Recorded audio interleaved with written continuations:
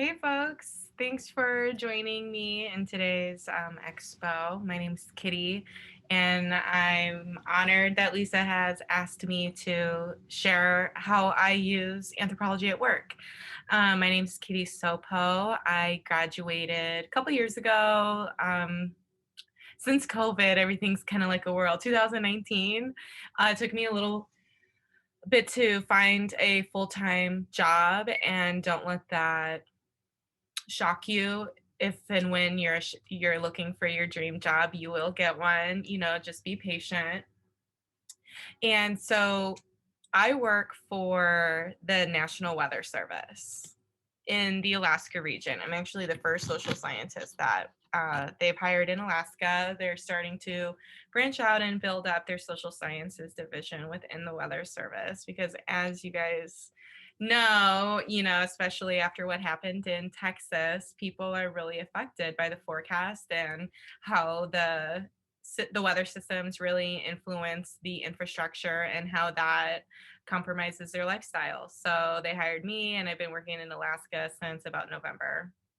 I'm based out of what we call the ASIC office. It's Alaska Environmental Science and Services Integration Center. Yes, I had to write it down. I can't ever remember that one. And so the way I use anthropology at work, well, one, my job title is social scientist. So they were specifically looking for someone with a strong social sciences background. And, in just summary, I do three basic like theories or methodologies every single day. One is the bottom up approach. The second is code switching. I do that very often. And three is sense of place. So with the bottom up, my coworkers are government workers. I love them all, and they love sharing their knowledge with Alaskan residents. The issue is sometimes they don't understand how Alaskan residents are using the forecast and how they're interpreting what we tell them into making sound and safe decisions. So what I do is a lot of risk management, disaster risk management. And I think a big problem in government sectors is that we just tell residents this is what you do, and it's not our problem you didn't take the advice. Well, so what I do is I kind of fill in these gaps. I say, well, they're not doing anything. They're not making any decisions based on the forecast because you're not forecasting it for their area. They hear, you know, that you guys are talking about -50, and they say, oh, that's up in the hills. Oh, that's down at the river. That's not us because Alaska is so large and we have hardly any meteorologists to forecast for the region. So I interact with folks through Facebook predominantly and just try and figure out like what exactly are we missing? What services have we completely neglected or forgotten about or didn't even think of?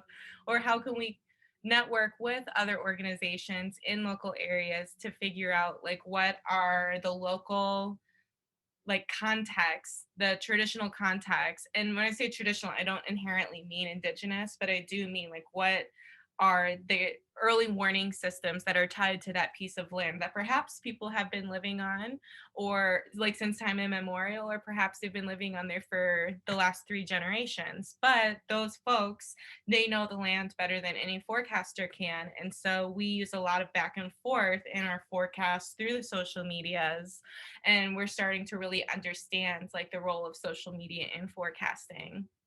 So that's one thing that I do. The second is code switching. I interact with my staff members a lot different than I interact with the local populations. With my staff members, I really have to think like, okay, and this is just my office. It might be different for whatever office you may get into, but you have to understand how to communicate the needs of the constituent to your coworkers because I'm the middleman. What they're saying has traditionally not been heard by my office. That's why they needed to hire me. So I'm a translator. So what they say and what they hear has had a disconnect. So as an anthropologist, you can really do a lot of great work by just learning how to listen and transcribing what you hear to another ear. My coworkers, they are from down south. That means the lower 48, if you didn't know.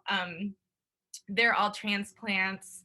their heart and soul isn't necessarily here in the region. It's down with their families. It's down where they grew up, and so stepping in and saying, well, no, you have to think about it like when they're out at camp, when they're or camping, if they're out working outside, they're really interacting with the land differently than you would interact with the land because they're carrying on their family ancestry through a number of different ways. And that's an entire different presentation. I'm trying to stay on topic. Um, and my mission as well with the US federal government is to protect life and property. So when I got in, I just asked what property was. And they're like houses, cars, material possessions, photographs, things that can't necessarily always be replaced. And so now we're opening up that conversation. Well, what about livelihoods? Okay.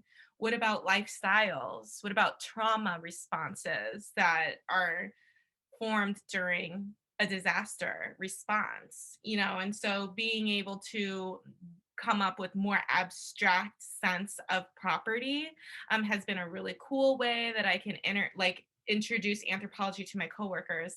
Yes, I'm here for the residents of Alaska, but I feel like the number one job for me is to really train my coworkers in some of these theories of anthropology so that they can do their jobs better for local populations.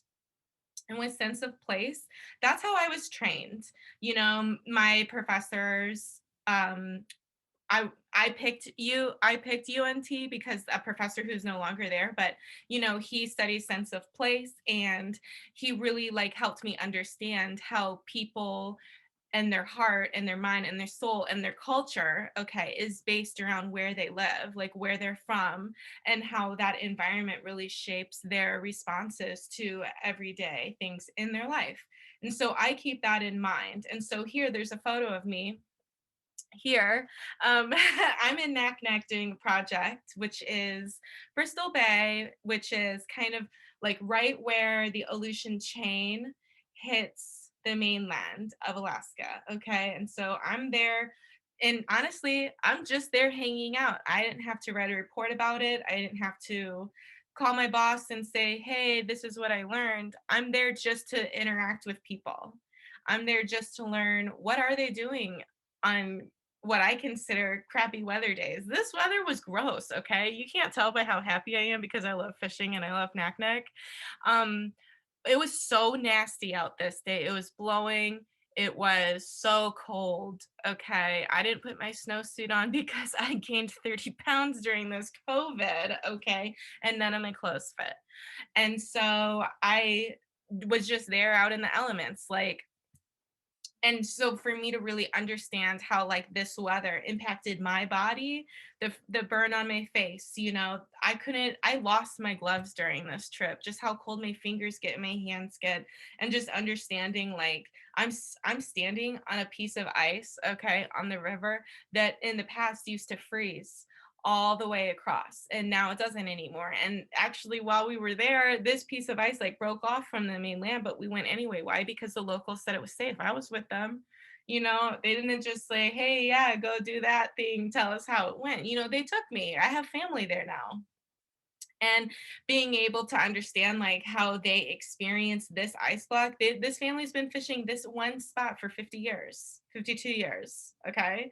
Every single winter they catch smelt, and they're doing it with just this little stick with a string at the end.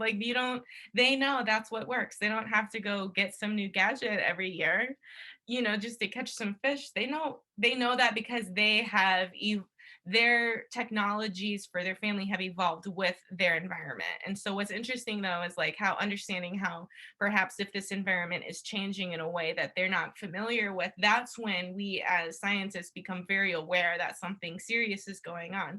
When people in Naknek are saying, hey, this river is not frozen, it's wide open.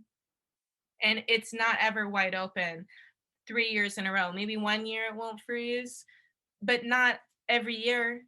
What's going on? Can you help us? And then I look deeper into that and I find out that Naknek hasn't even been recorded for their shore ice and their river ice. It's not part of their data. You can go online and like check out some cool satellite images of snow ice since like the 80s. Naknek doesn't exist in their records. And we're only realizing that because of because people are saying things are changing. We go to check our records to allow them the evidence that maybe helps with grant funding, that maybe helps with like publishing a paper, and we don't even have that data. So that's been something that's been eye-opening for me to see is like we can't do our jobs without locals having a sense of place. And I don't really know if I have anything else to say about this poster, but I am really excited to hear from anyone who's one interested in working with the weather service or someone who's interested in taking their frameworks that they've learned in school and in their classes and applying it to another office, because really I think in our government we need anthropologists to help the coworkers, the federal workers, to understand like why we need this bottom up approach for just more equity in our states, in our country, and if you have international work, just across the globe. So don't hesitate to reach out. I don't have it on, I just realized I don't have my contact info on here, but Lisa can get it for you. And I hope to hear from you. Bye.